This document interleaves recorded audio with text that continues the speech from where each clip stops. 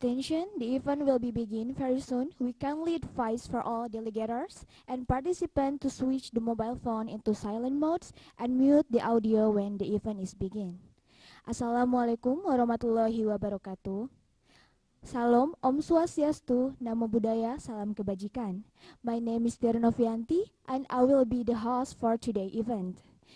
Good morning, ladies and gentlemen. Welcome to the honorable speakers and participants to the International Conference on Environmental and Technology of Law, Business and Education on Post-COVID-19 2020.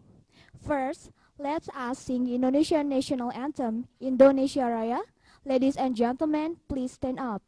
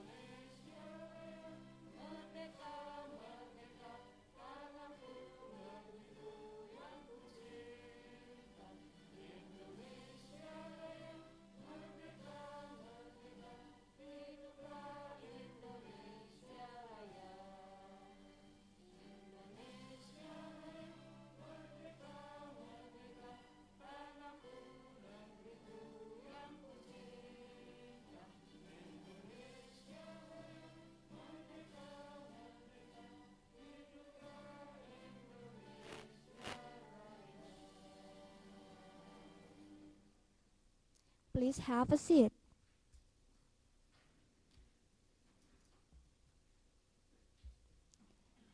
For next agenda, all blessed participants, let us begin our agenda this morning by praying together.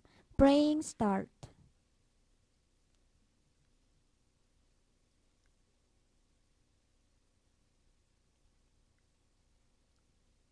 Finish. Let's begin the opening of ceremony today. Here is the report from the Chief of Research and Civil Service Institution of Unjani, Mrs. Ance Muniarti, SSI, MSI. Time is yours.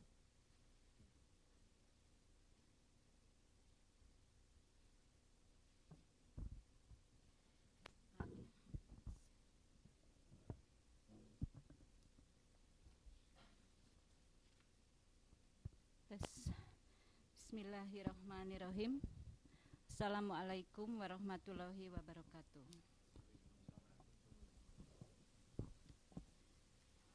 Good morning, ladies and gentlemen. Many thanks to all of you for being here today in this extraordinary place. Let me start by welcoming you warmly to the agenda of the COHOS International Conference. As we know that the topic of our international conference is the International Conference on Environmental and Technology of Law, Business and Education on Post-COVID-19, ICEGLEWBE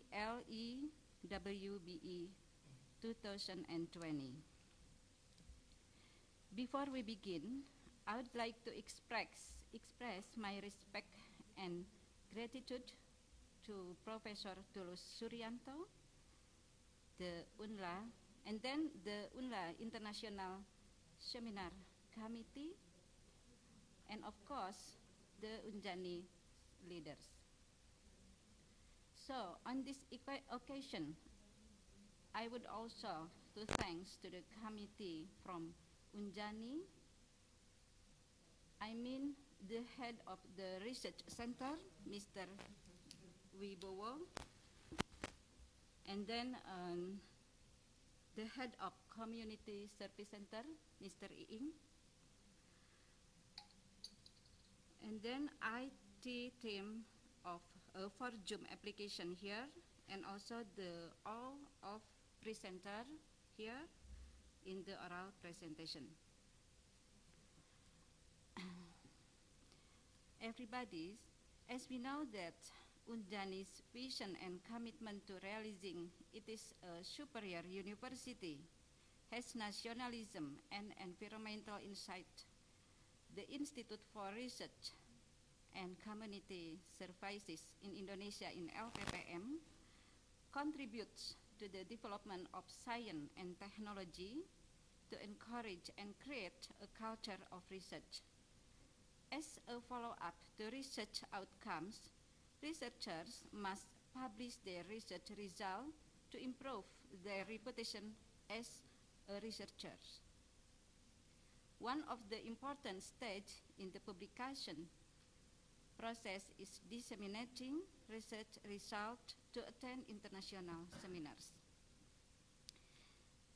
So, the purpose of participating in this seminar is to improve lecturers' ability to carry out publication in international conferences, especially in law, business, technology, ICT, and education. Besides it, they also gain experience and access to assistance in conducting online international conferences in the Zoom application, especially during the COVID-19 pandemic these days. Universitas Jenderal Ahmad Yani contributed as a co-host is one of the virtual international conference activities, and we sent 13 participants in oral presentation at parallel session. Ladies and gentlemen, finally, to the presenters, congratulations on participating in this seminar activity until it finished according to the committee schedules. I think that's all from me, and thank you for your attention. Assalamualaikum warahmatullahi wabarakatuh. Okay, thank you for the warm greetings for Mrs. Anje. And now, as a request is, we will have the photo session together.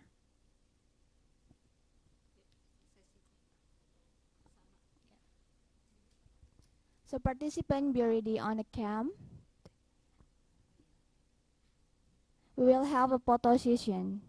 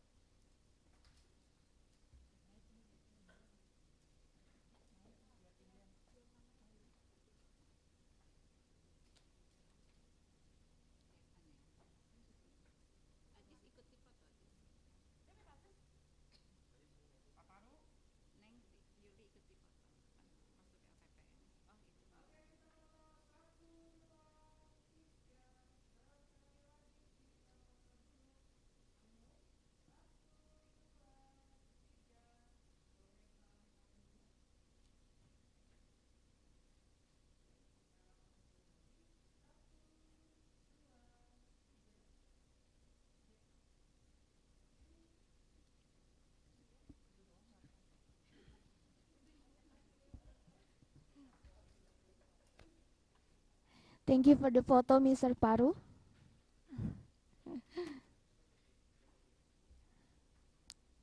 So all the participants is have a seat right now. So It's my obligation to inform you all that this event will be divided into 3 sessions that will be moderated by Mr. Iwayan Aditya Harikesa, SIPM SE, Iing Nurdin, SIPM SE PhD, and Mrs. Eka Yulianti, SAMSE.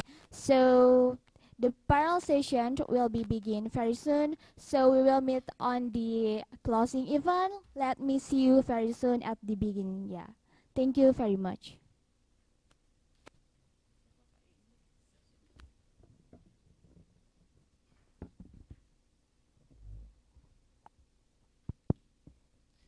Bismillahirrahmanirrahim. Good morning, ladies and gentlemen. Okay, I'm sorry. Next session, we will be present for paper, yeah, and I will invite the presenter. The first, Mr. Wayan Aditya. Second, Mrs. Indah. Okay, please come forward. And Muhammad Firan Romi, or represent him. And last, Miss Megalasmi Belira Helastika.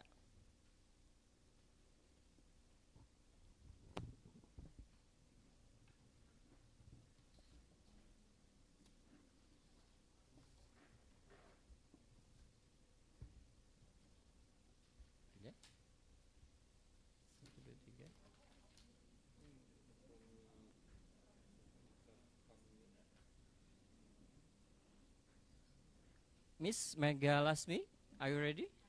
Okay, come forward, please.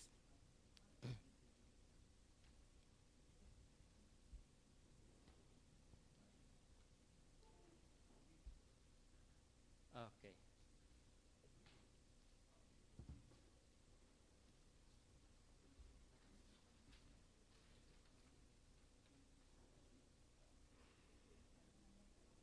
I'm sorry.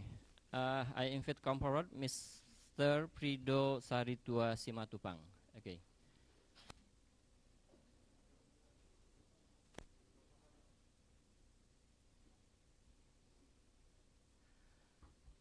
I see the face happy or nervous. I see. Just relax, everybody.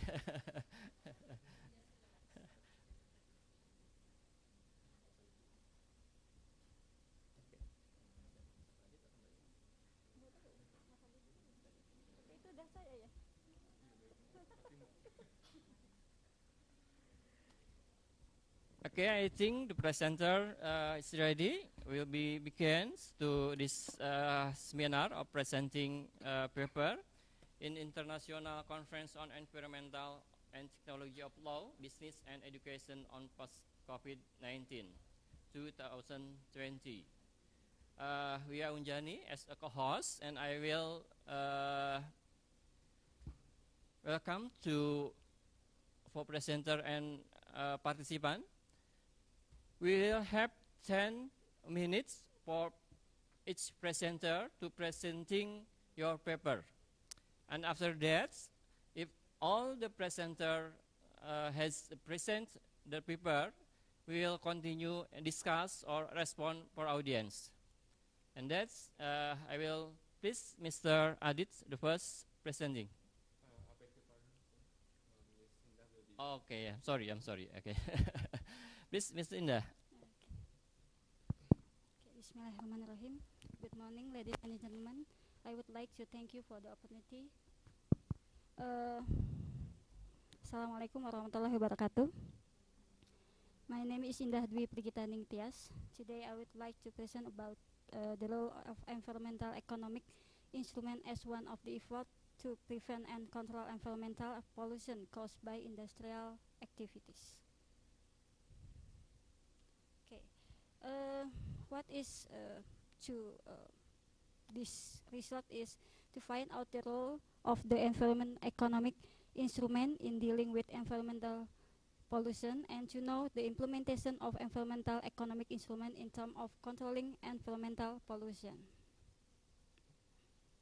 Okay, the development that is being carried in many countries has resulted various advances in various fields, both of the field of technology, production, management, textile, manufacture, information, which all of have improved the quality of human life. But those achievements which is have an impact to capacity of the environment carrying. Industrial growth in many countries, including Indonesia, has caused environmental pollution and damage. The use of management of natural resources that are not considered in the use of it, it will cause very detrimental side effect of the environmental. National economic development as regulated in the Article 32, Section 4 of the 1945 Constitution, it shall be carried out based on principle of sustainable and environmental insight.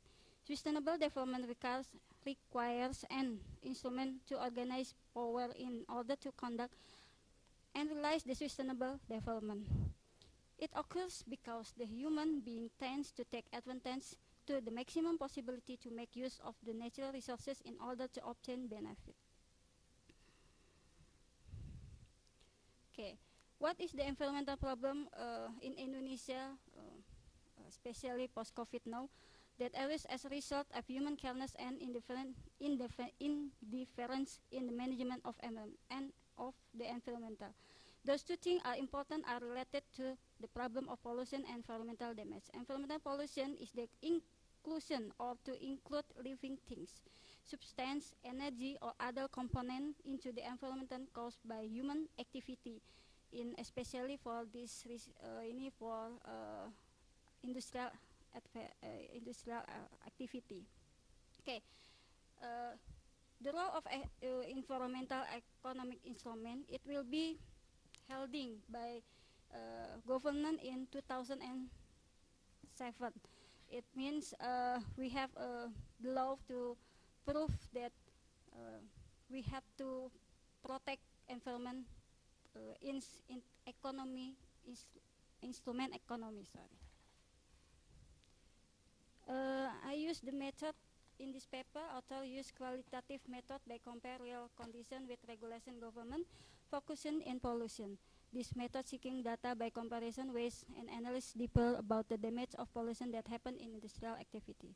Through comparison, the author agree the government regulation, it will be more suitable or better with conditions that happen in environmental pollution.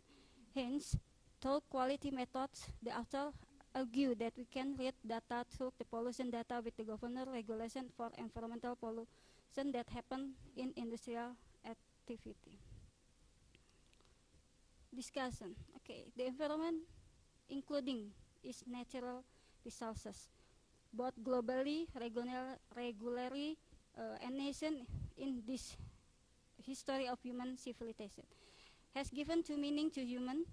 On one hand, the perceived meaning is the society welfare and quality of human life increase, and on the other hand, it causes disaster as well as the decrease of human life quality. Human with plant, animal, and microorganisms occupy a certain space. Besides that, there are also inanimate objects that is air that consists of various kinds of gas. Water is from the vapor, liquid, and solid. The space occupied by living things alone with non-living things is called the environment.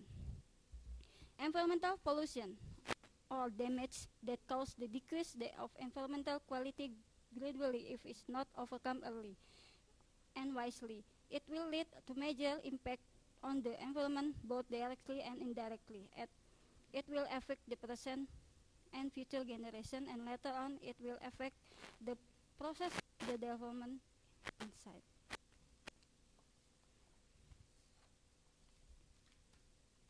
The Constitution of 32 of 2009 regarding the protection of management environment, it organized the environment economic instrument, which is categorized into effort to control environment pollution or damage. The regulation in Article 42, Section 1, the Constitution number 32, 2009 regarding environment protection and management state that in order to preserve environment function, the government and local government are obliged to develop and implement the instrument of economy. Conclusion, Economic instruments are important to be developed because they strengthen the regulator system. This approach emphasizes that there is an economic benefit for those in charge of a business or activity if they comply with environmental requirements as mentioned by the Constitution and regulation. An economic approach is required to simulate the person in charge of a business or activity to comply with environmental requirements because, among other, avoiding paying penalties or receiving penalties, saving expense for using efficient practice, and getting incentive if their active give a positive impact on the effort to prevent damage, preserve, and environment. Okay, thank you. That's it for me. Thank you for your attention. Assalamualaikum warahmatullahi wabarakatuh.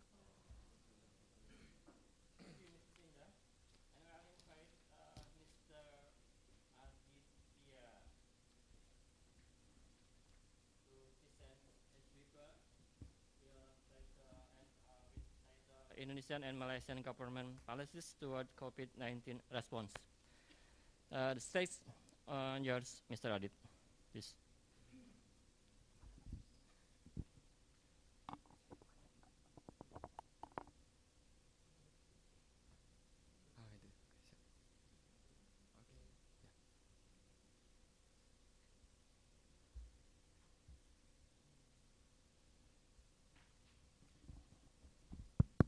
Okay, good morning and thank you for these opportunities. We would like to present our papers, me and Mrs. Mariana Delanova, and Mrs. Delanova is not coming today, and she's very sick today, and this will be my presentation. But I participate in this presentation, and then I can start today. Okay. Our papers, namely Indonesian and Malaysian government's policies towards COVID-19. Okay. As far as we know, the COVID-19 is very dangerous virus, and all the countries and almost the countries are facing the same problem and similar problem between and as like Indonesian and Malaysian. And during the period from the February to June 2020, the world has been struck by the worst pandemic in which humanity has facing. We can know this. And the most sector that this virus struck is the health and the economic sector, because the health sector become issues of greatest concern and focus, or what government to handle, because this virus attacks the respiratory tract. Almost one-third of the people around the world reported death, beginning in China also. And in economic issues caused by COVID-19, spreadness is exceedingly very fast. We can see all around the world, and also in Indonesia specifically, the economic is very impacting by the COVID-19, such as the schools, the college, factories, malls, traditional markets, transportation is closed because of the COVID-19, and it stops the economic globally. Okay, so to analyze our paper, we are choosing the literature review by Ferguson, written 2020. This literature review came from the medicinal review. So this literature review we are using to strengthen our arguments. Ferguson write about the how the total death of COVID-19 caused by the first is sick elderly, and second, COVID-19 struck cluster by cluster. And then found that the number of risk death from all above usual for people younger than 45 and 65% above usual for 65 and 74-year-olds, and 82% above usual for those aged 75 or older respectively. They are reported to deaths. And a similarity clustering appears in Indonesia, with most deaths by COVID-19 occurring in metropolitan cities such as Jakarta, Bandung, Surabaya, the biggest city. We know this COVID-19 is very impacting. So as far as September 7, we know that the currently cases around and approximately around 3,635 cases per million by September. And this is very impacting in labor supply, in reducing by mobility restrictions and by precautions that people take in response to higher mortality and morbidity risks.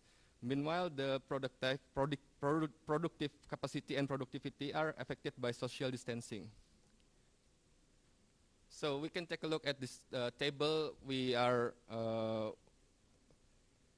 choosing 10 most affected countries and selected Asian countries in around the world. So in the top priority, United States is very impacting by the COVID-19. There are more than 6,700,000 cases as far as September 7. And the second following by Brazil. Brazil is number second with the 900 more cases. And we can take a look at the selected Asian countries. Selected Asian countries, the most top priority is China, but I think in the paper, this is we mentioned China, but I don't know in the PowerPoint that doesn't show. Okay, so maybe around more than 1 million cases every day. So Singapore following into 50,000 more, and Indonesia into 233,000, and Malaysia into 8,922. So the COVID-19 is very still dangerous today. So we can underestimate the COVID-19. So as we can see before, the health and the economic sector, in the economic sector also very impacting. On the table suggesting that revised IMF growth projections is very slow into in each year. We can see the United States is in the level of 22.3% and projecting into 4.7%. And following, if we can specifically in Indonesia and Malaysia, Indonesia is in economic growth because of the impacting of COVID-19, maybe around 5 or 8%, and the Malaysia will be 4.3% into 9%. But this is not the reality, but we can see on this. Okay, on the discussions, because we are focusing on how the both countries' government to tackle and respond about the COVID-19 spreadness. In Indonesia policy, we know that there is a specific regulations called PSBB, or Peraturan Pemerintah tentang Pembatasan Sosial Berskala Besar. Ya. PSBB is implemented by the first, school and workplace holidays, restrictions on religious activities, restriction on activities in public places or facilities, limitation of socio-cultural activities, restriction on modes of transportation, and restrictions on other activities related to defense and security aspects. Hence, the essence of PSBB policy is to limit community activities outside the home. Meanwhile, Malaysian policy have the Movement Control Order, or MCO. But the differences between the PSBB and MCO, the MCO is very strict. If someone or people, like doesn't following the regulations, the Malaysian government will punish the people by take almost 1,000 ringgit Malaysia. So, in conclusion, in our paper, the COVID-19 or coronavirus needs a greater attention to be handling. Of course, around the world, it's very impacting, and it's very impacting on both health and economic sectors. So, to sum up, Indonesia and Malaysia have a regulation in handling or in response of COVID-19 spreads. But in our paper, we don't want to mention about specific regulation, but we just want to show to audience that Malaysia and Indonesia have a control and a good regulations. Okay. Thank you very much for the time. I think it's all our presentation. Okay, thank you, Mr. Adit. And the next paper, I will invite Miss, yeah? Miss or Mrs.? Okay, Miss Megalasmi Belira Helastika from Department of Management, Faculty of Economic Business, University Jenderal Ahmad Yani. Please welcome.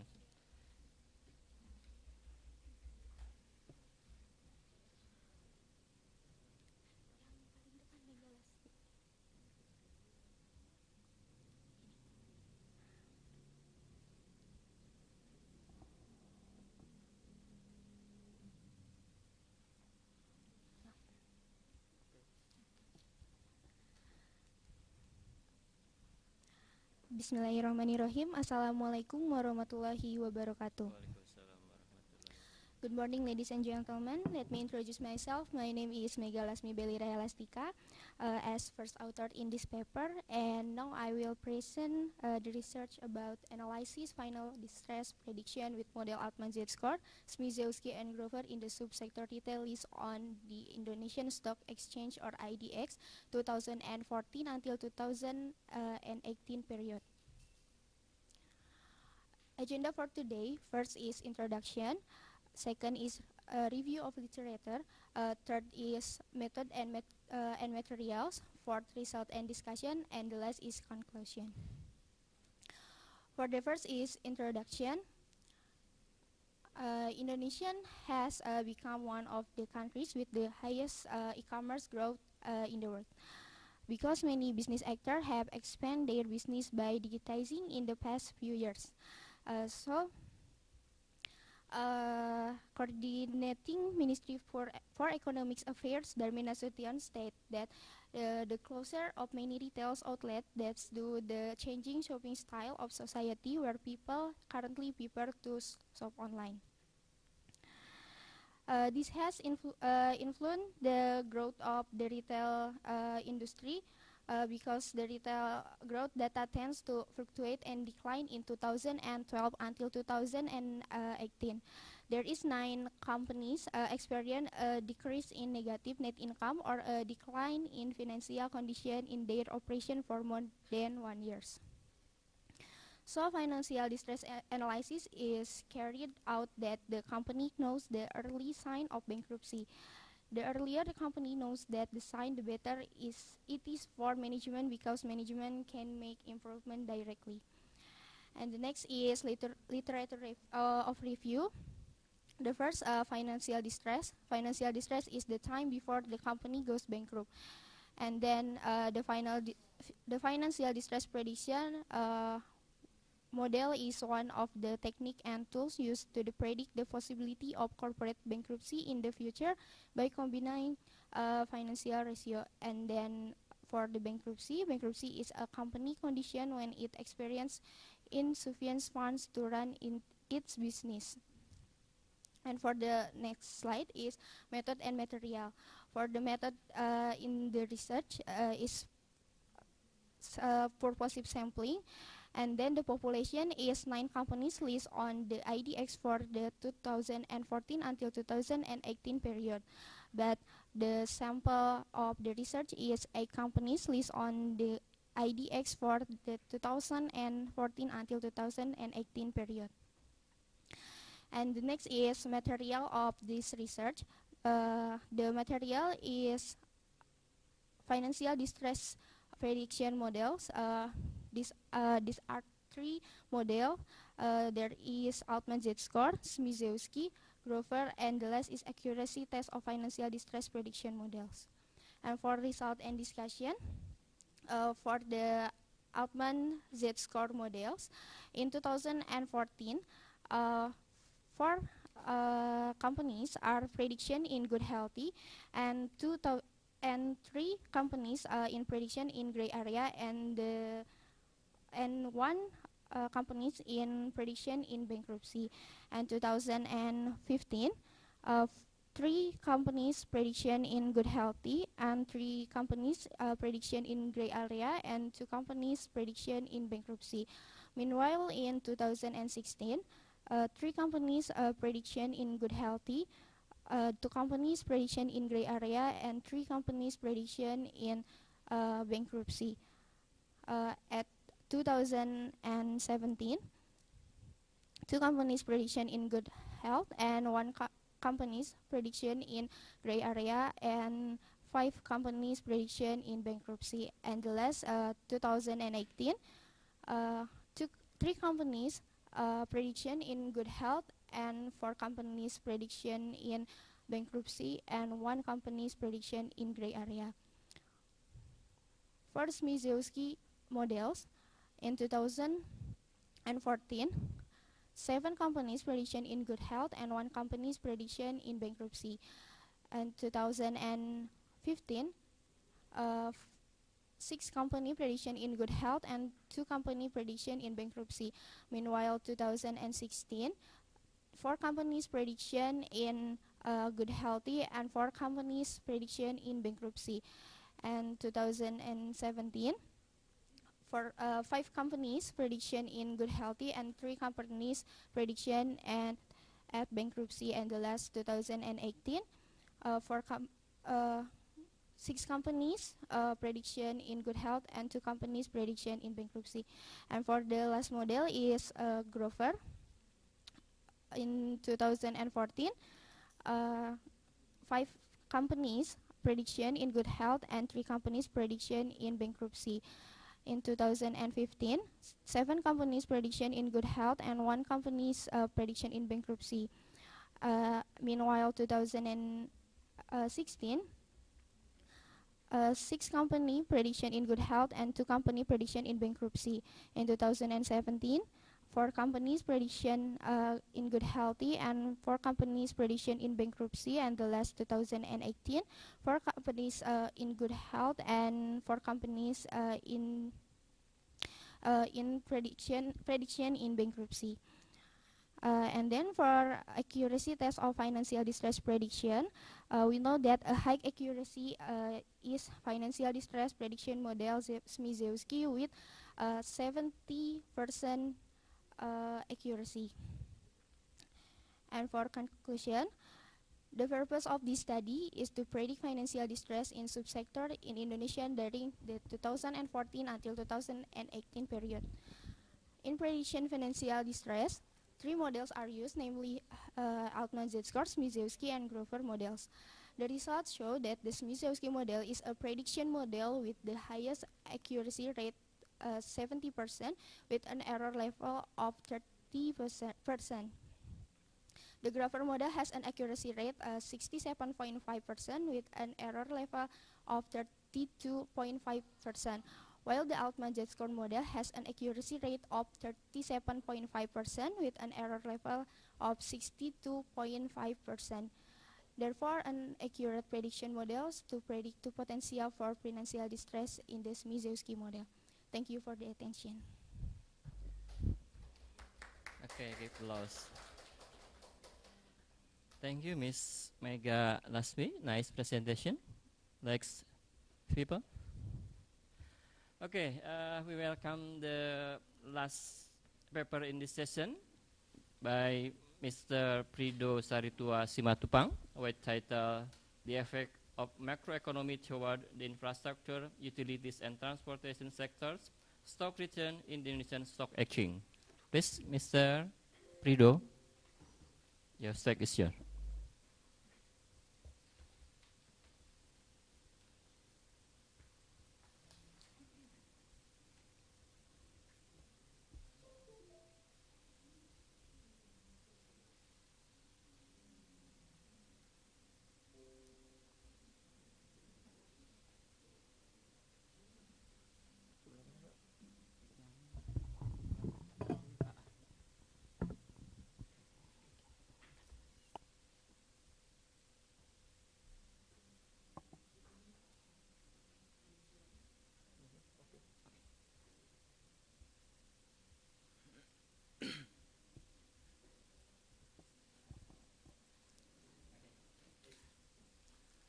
Greeting to all of us. We thank God for the health, for and opportunities that God given for us.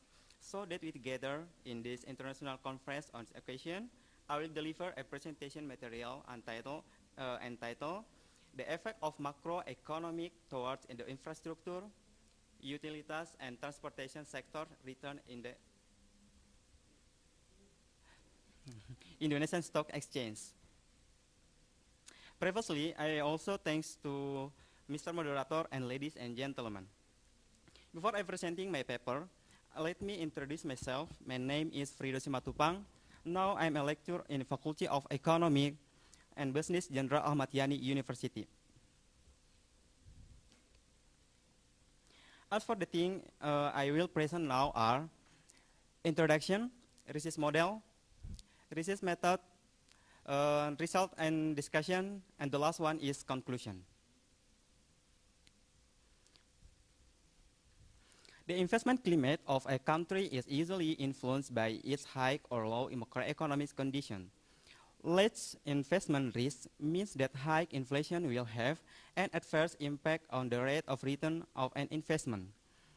If inflation is high, the prices of goods and services will tend to increase. The increase will affect the decline in market demand, which result in decreased sales has an impact on company revenues. The increase will affect the decline in the market demand, which result in decreased sales and has an impact on company impact. The interest rate has a negative relationship to the stock return. If the interest rate on credit experience increase, then the stock return will decline, and this also in reserves.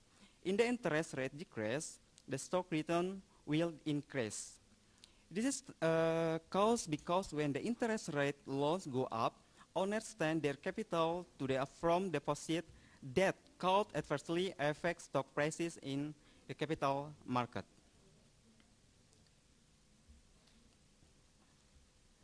Based on the gap analysis above, the following research question are format. Number 1 is, does macroeconomic influence the stock market, the stock return in infrastructure, utilities, and transportation companies in the IDX? Number 2, does inflation affect stock return in infrastructure, utility, and transportation company on Indonesian Stock Exchange? Number 3, does the interest rate affect the stock returns of infrastructure, utility, and transportation companies on the IDX? Number 4, or the last, does the exchange rate affect stock return in the infrastructure, utility, and transportation company in Indonesian Stock Exchange?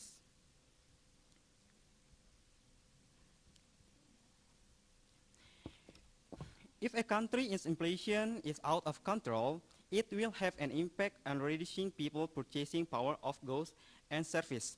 The decrease of purchasing power will influence the performance of the company, which will have an effect also on the decline in stock prices, for which, in turn, the stock return will go down too.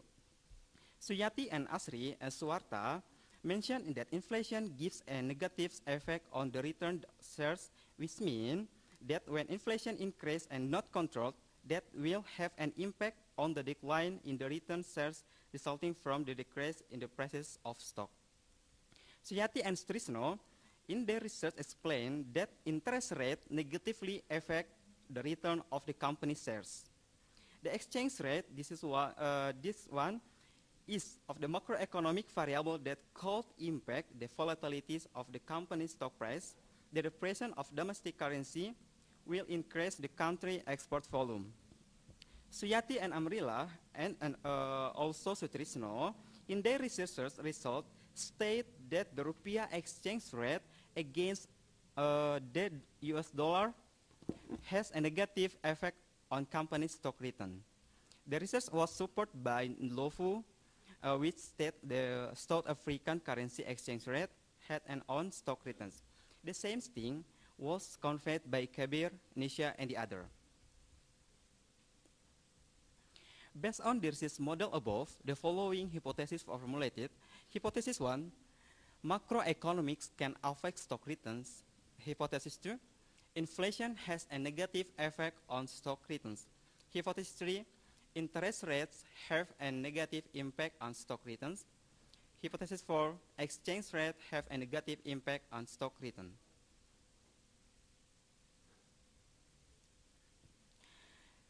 The research method in this study is the multilevel regression analysis.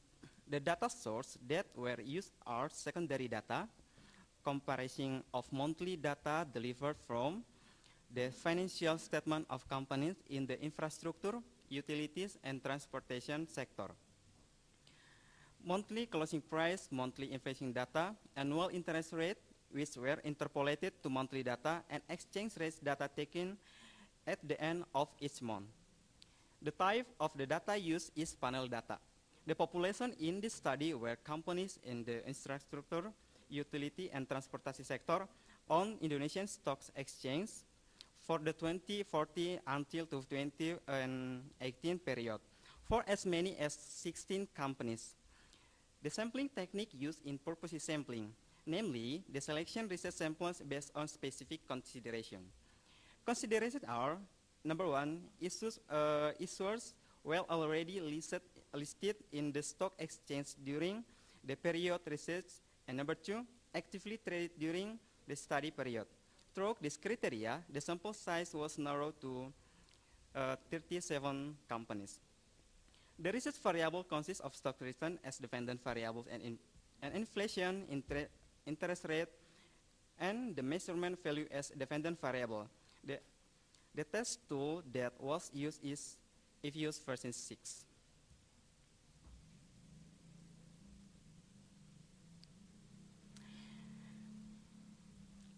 Result and discussion. Simultaneously, hypothesis testing result in the value of F statistic equals to 5.499 with a probability of 0.001. This result shows that the probability higher level of significance or alpha equal 5%. This means a significant effect of inflation, interest rate, and exchange rate on stock returns. Hypothesis 2, hypothesis testing of inflation on stock returns. Partial hypothesis testing of inflation on stock returns produces a statistic value of 2.389 with a probability of 0.018. The test results show the probability higher level of significance alpha equals 5%. They indicate there is significant negative effect of inflation on stock returns. Hypothesis testing of interest rate on stock return. The partial hypothesis testing on interest rate on stock return is, this is significant that there are no significant effect of interest rate on stock returns. The last result is, they indicate that there is partially significant negative effect exchange rate on return. Conclusion, based on the result and the discussion above, it can be concluded that simultaneously there are effects of inflation, interest rate, and exchange rate on stock returns. However, the inflation and exchange rate variable only partially affect stock return. Another macroeconomic, namely interest rate, does not affect stock return. Thank you.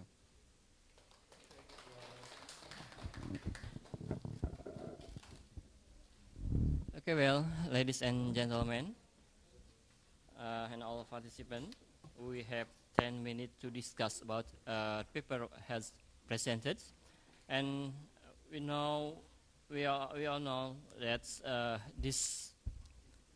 we have three perspectives in this session. The first from the legal, from Mr. Indah and Mr. Adit, from international relation perspective, and then two paper last, Mr. Prido and Mr. Mega.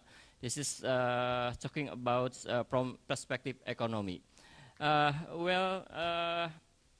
This time we will open discussions or a response for everybody, all our participants here.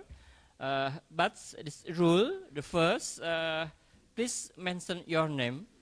And secondly, the question is addressed to whom? And the third, straight to your question. Because we have only 10 minutes to discuss. Okay, everybody? Okay, the first question, maybe? Or respond? Okay.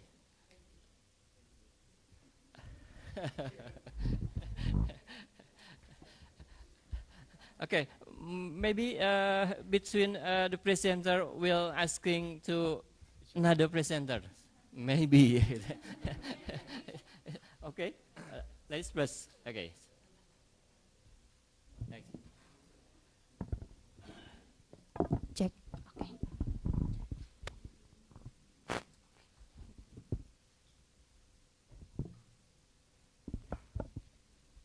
Check. Yeah. Hello. Good morning, everyone. Hi, I'm Ferbi Wijayakusumawati from the Faculty of Economics and Business, University of Jenderal Ahmad Yani. And I'd like to ask to Mr. Simatupang's papers,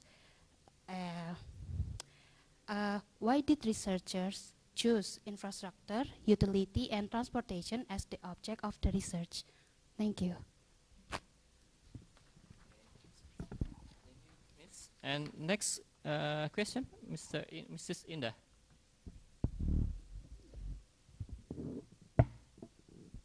Okay, thank you. My name is Indah Dwi Pergitaning Tias from Department of Law, Visip Unjani. I would like to ask to Mr. Aditya from the legal aspect. So we know that the rules with sanction dengan sanksi are violate with not included by human, but rules without strict it. Sorry. So why in Indonesia PSBB policy is not accompanied by sanction or fines? In your opinion, sorry.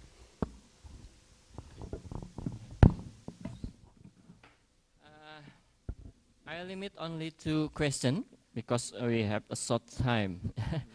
Okay, the first question from Miss. This your question about topic. Why choose about topic?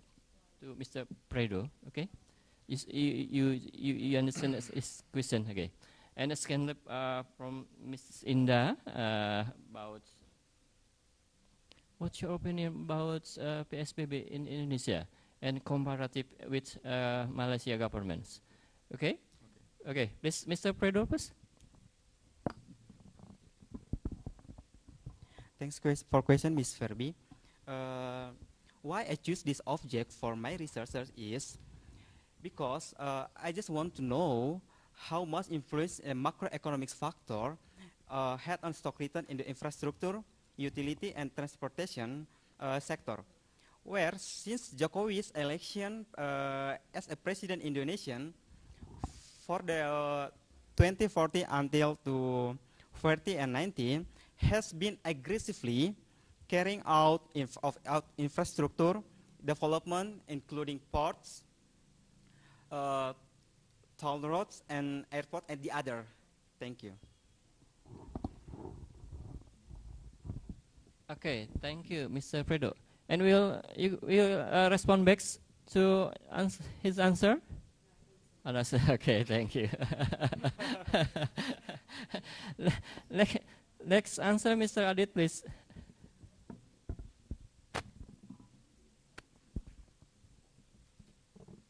Okay, thank you for your question, Mrs. Indah. Can I elaborate one more? So your question about how the sanctions in Malaysian's government's policy does not very strict in Indonesia, like that. So Indonesia is very loose than Malaysia. Okay, thank you. So I think because in the early of the outbreak, we know that the coronavirus came or started from China. All around the country is very not taking seriously about the coronavirus. So, especially in Indonesia and Malaysia, because in China and Indonesia and Malaysia there is far away.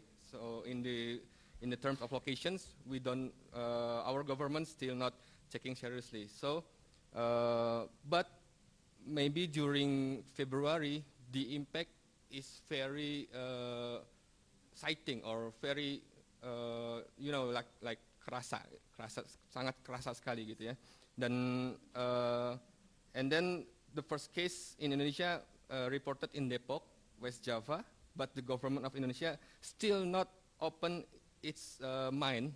So until on the March 2020, during the fasting periods, the puasa ya, ibadah puasa, and then the government of Indonesia is taking seriously on the first time. We know that during the fasting period, there is one specific and one very strict policies about the lockdowns, the total lockdowns in all the area of Indonesia. And similarity in Malaysia also, the government of Malaysia also take a look at this threat. So as we can, as I explaining in our reports and paper, the government of Malaysia implementing the MCO policy. But the differences between the lockdown and MCO policy, the MCO implementing the fines and sanctions, approximately around 1,000 ringgit Malaysia, but in Indonesia does not. We are very loose. We are very, you know, like what is coronavirus? Can I affecting by coronavirus? Or yeah, you know, like Indonesia is very santuy. And then meanwhile, the president of Joko Widodo in focusing in economic area by restricting the activities of society like social distancing will impact at the economic sector, while Joko Widodo administration is working hard to increase the GDP and economic growth. So in my opinion, the government of Indonesia should take more serious action in handling the outbreak, make decision or policy not only mention strict sanctions, but also solutions such as giving social aid to the most affected people. That's our opinion about your question, Mbak Indah. Okay, thank you so much. Okay. Mbak Indah, your response back? No, enough. Maybe one question. We have 3 minutes. Okay. Take it easy, everybody. Okay, we would like thanks to all presenter and all participants that to be here, and I'm glad to be moderator. And give applause for all of us, okay, everybody. Okay.